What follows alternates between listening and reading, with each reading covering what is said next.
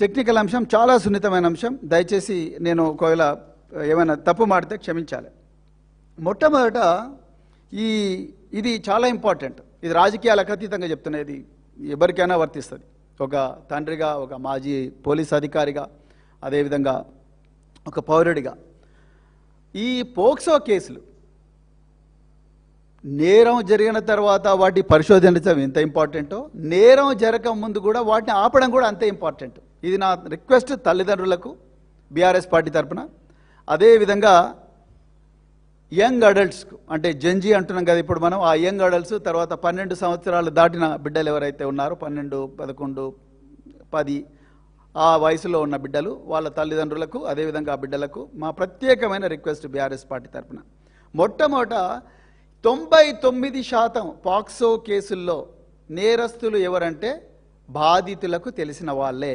అంటే వాళ్ళు మామయ్యల రూపంలో రావచ్చు, ఆంటీల రూపంలో రావచ్చు, లేకపోతే పక్కింటి అంకుల్ రూపంలో రావచ్చు, లేకపోతే దూరపు బంధువుల రూపంలో రావచ్చు, లేకపోతే ఇంకా ట్యూటర్ల రూపంలో రావచ్చు, లేకపోతే గేమ్స్లో కోచ్ల రూపంలో రావచ్చు, లేకపోతే నైబర్స్ పక్కన ఇరుపు వాళ్ళ రూపంలో రావచ్చు, లేకపోతే మత గురువుల రూపంలో కూడా రావచ్చు.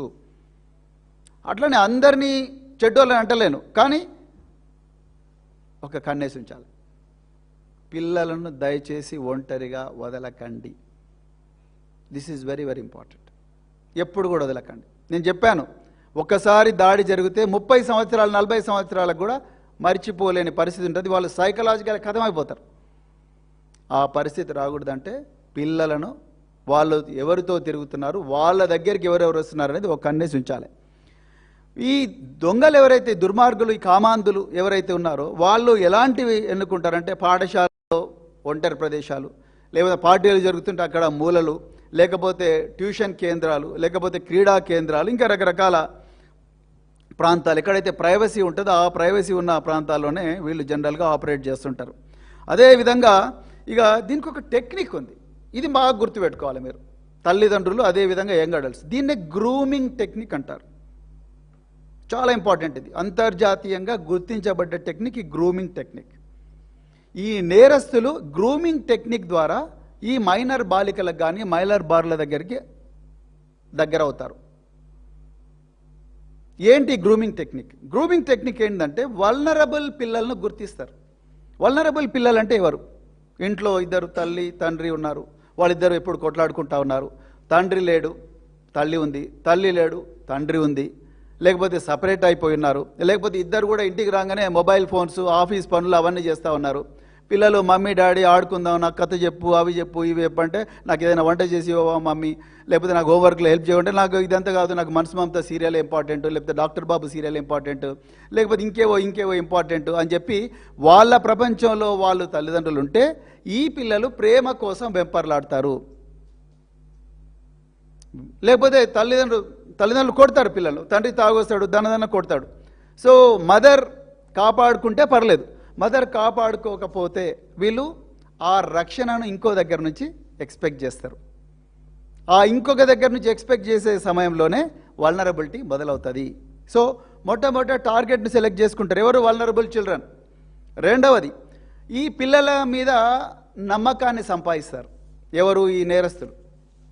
నమ్మకం ఎట్లొస్తుంది అంటే, సో నేను నీ అంకుల్ లాంటి వాడిని, నేను నీ అన్న లాంటి వాడిని, లేకపోతే నేను దూరపు అంకుల్ని, మీ డాడీ నాకు చాలా క్లోజ్, మీ డాడీ ఇబ్బందులు ఉన్నప్పుడు నేను కాపాడలేదా, మమ్మీ ఇబ్బందులు ఉన్నప్పుడు నేను కాపాడలేదా, మీ డాడీకి మమ్మీకి ఏమైనా ప్రాబ్లం అయితే కూడా నేను ఇస్తా ఉన్నా, మీకు ఏమైనా పోలీస్ కేసులు అయితే కూడా నేను రక్షిస్తా, అవి ఇవి రకరకాల మాటలు చెప్పి పిల్లలను చాలా కేర్ఫుల్గా దగ్గరవి వాళ్ళకు ఒక సంబోధించే వ్యవహారంలో మార్పు వస్తుంది.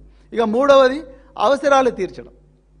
అవసరాలు అంటే ఏముంటాయి జనరల్గా? ఈ నేరస్తులు అనే వాళ్ళు జనరల్గా ఏం చేస్తుంటారంటే, పిల్లలకు వాళ్ళు అడగకముందే, వీళ్ళకు ఒక ఇంట్లో 3 పిల్లలుంటే వాళ్ళందరి పిల్లల మీద ఈ టార్గెట్ చేయరు, ఒక్కరే అమ్మాయి మీద చేస్తారు. ఒక అమ్మాయి, ఒక అబ్బాయి.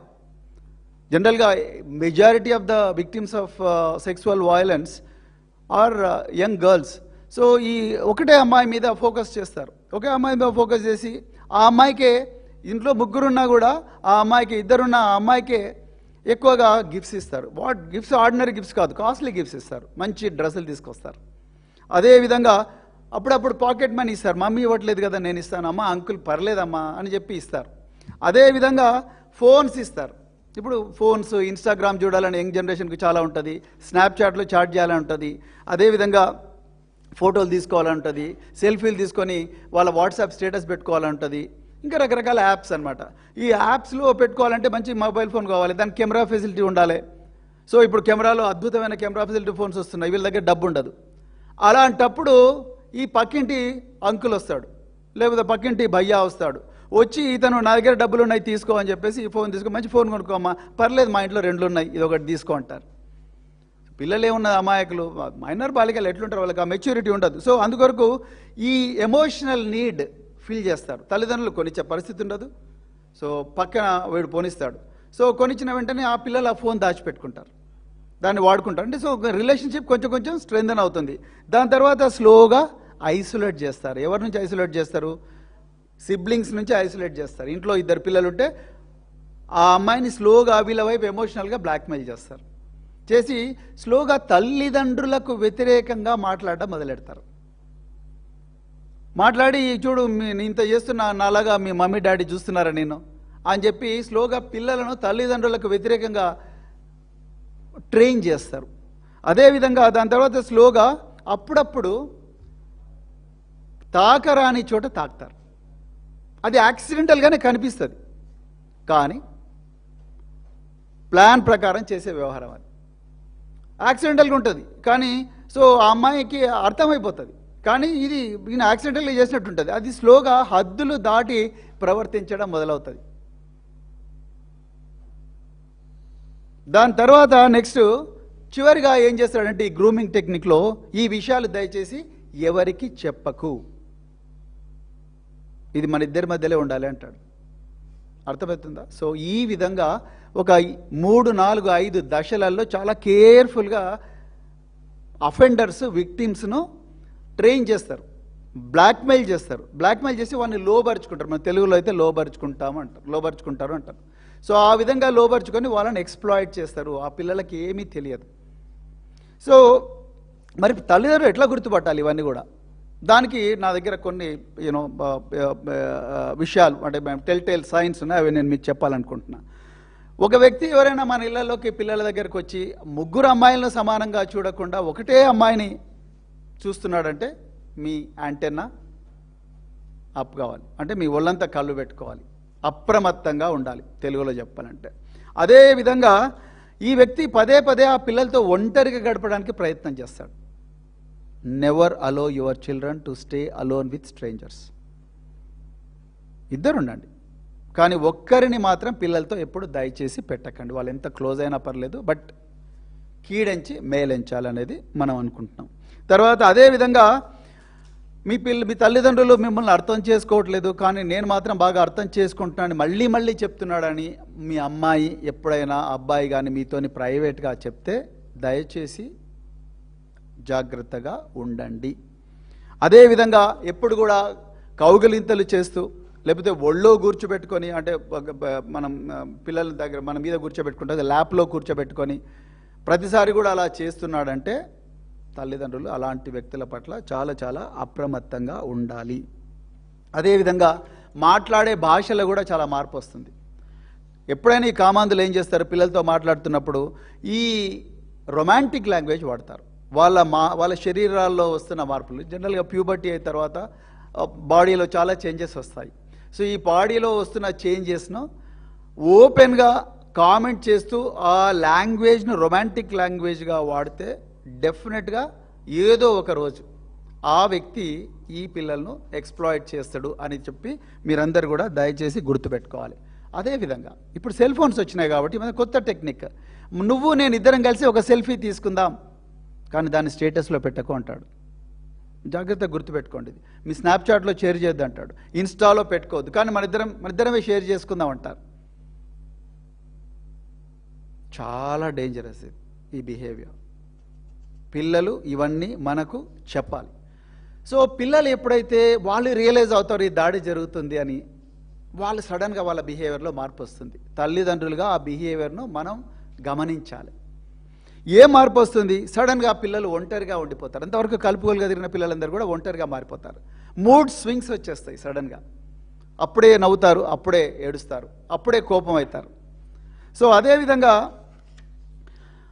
ఏ వ్యక్తితోనైతే తిరుగుతున్నామో ఆ వ్యక్తికి తాలూకా ఇచ్చిన ఫోను, మనీ, వాటి గురించి తల్లిదండ్రులకు చెప్పడం బంద్ చేస్తారు.